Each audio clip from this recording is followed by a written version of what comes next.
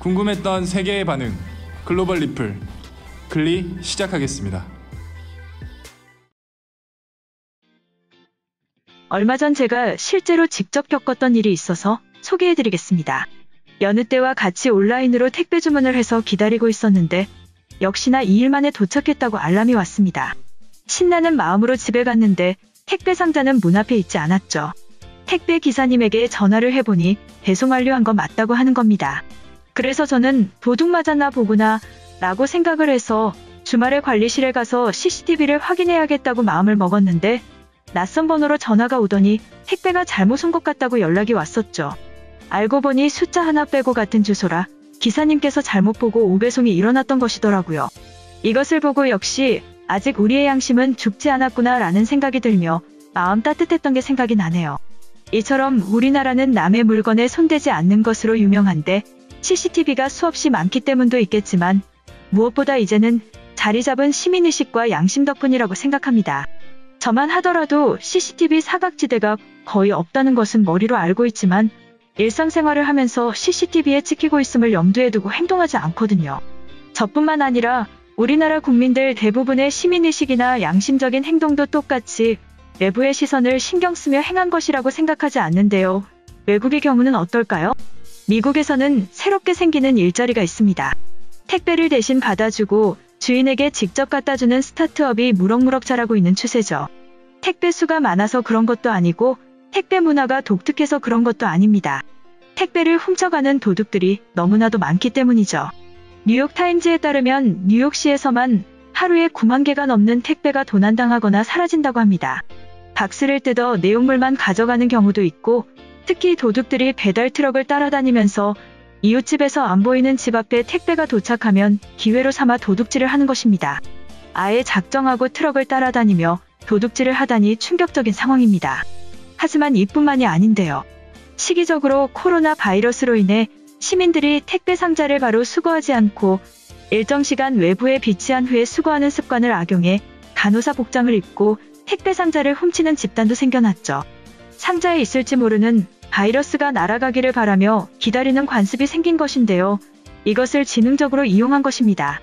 게다가 택배 배달원 복장을 그대로 입고 택배 기사인 척 상자를 들고 유유히 사라지는 경우도 볼 수 있다고 합니다. 때로는 피자 배달원이 돼서 자연스럽게 집 앞까지 접근해 슬쩍하기도 하고요. 이뿐만 아니라 이들은 변신의 귀재로 아마존 택배 직원 복장도 갖추고 있고 우체국 직원까지도 코스프레가 언제든지 가능한 모습을 보여줍니다.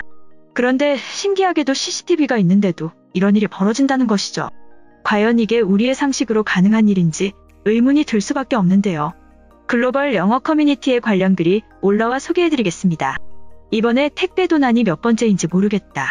요즘 코로나 때문에 직접 물건을 사러 나가기도 무섭고 택배 상자를 밖에다가 두고 혹시나 묻어있을 바이러스가 날아갈 때까지 몇 시간 방치한 후에 택배를 수거하는데 깜빡하고 다음날 택배를 확인하면 없어져 있는 경우가 있어.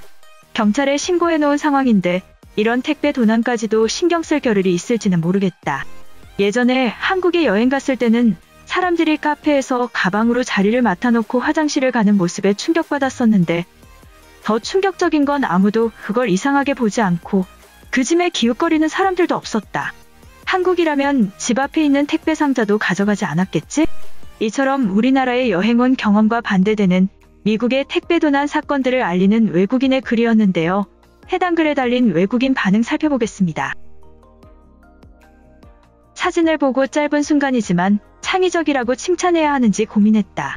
간호사 복장까지 구해서 택배를 훔치는 사람들은 조직적이고 계획적 범죄 행위야.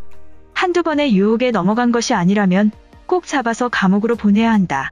물론 지금의 뉴욕 경찰에게는 무리겠지만 뉴욕에서 하루에 수만 개의 택배가 없어진다면 과연 클리브랜드에서는 몇 개가 도난당하고 있는지 궁금하다. 나는 도난에 민감해서 택배가 오는 시간에는 집으로 가려고 하는데 2020년에만 3건의 도난이 있었고 경찰에 신고했어. 2년 동안 한국에서 사회학과 한국어를 이수하고 작년에 이탈리아로 돌아왔어. 너희들은 모르겠지만 한국은 완벽한 서비스 강국이야. 모든 것이 빠르고 청결한데 그중에 택배 서비스는 우주 최고다. 무엇을 주문하든지 하루 만에 도착하고 분실위험을 걱정하는 사람은 아무도 없다. 한국인들은 남의 소유물에 관심이 없어. 지난달에 아들 생일 선물인 에어팟을 빼앗기고 지난 주말 초인종 옆에 CCTV를 설치했다. 그놈을 잡을 수는 없겠지만 미국은 근본적인 대책을 세워야만 한다. 미국 정부가 아니라면 아마존이나 페덱스라도 소비자를 위한 대책을 세워줘. 전 세계의 의료진이 이렇게 힘들었던 적은 없었어. 인프라가 부족한 상태에서 죽어가는 환자들을 돌봐야 한다. 이런 상황에서 간호복을 입고 작은 택배나 훔치는 쓰레기들은 꼭 처리해야 돼. 택배 도난이 없다면 마음 편하게 여행을 가거나 출장을 갈 수 있어.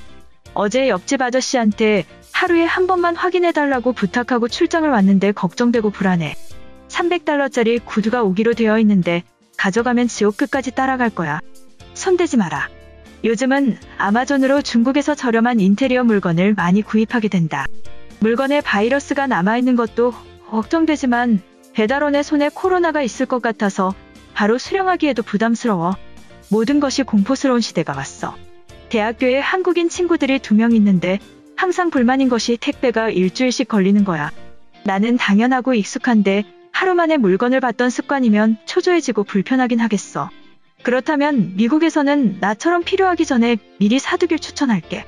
솔직히 피자 배달원 옷을 입고 등장하면 주변의 이웃들도 경계를 할 수가 없어. 모든 주택에 사설 CCTV를 설치하거나 택배를 지키는 모임을 만들어야 할 지경이야. 나도 고가의 물건이 배송 오는 날이면 약속을 취소하고 거실에서 대기한다.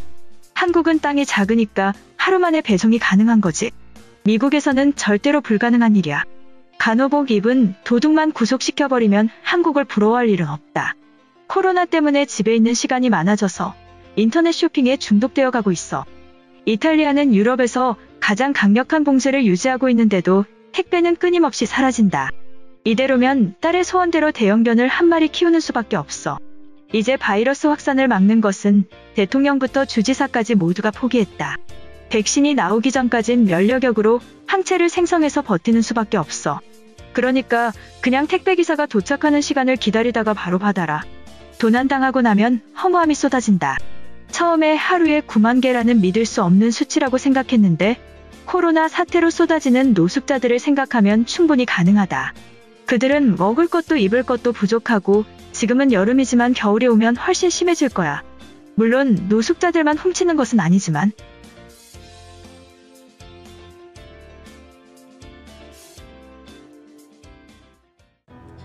이번 영상은 여기까지고요. 제 영상이 도움이 되셨거나 세계 속 반응 더 보고 싶다 하시는 분들은 구독과 좋아요, 알람 설정까지 부탁드립니다.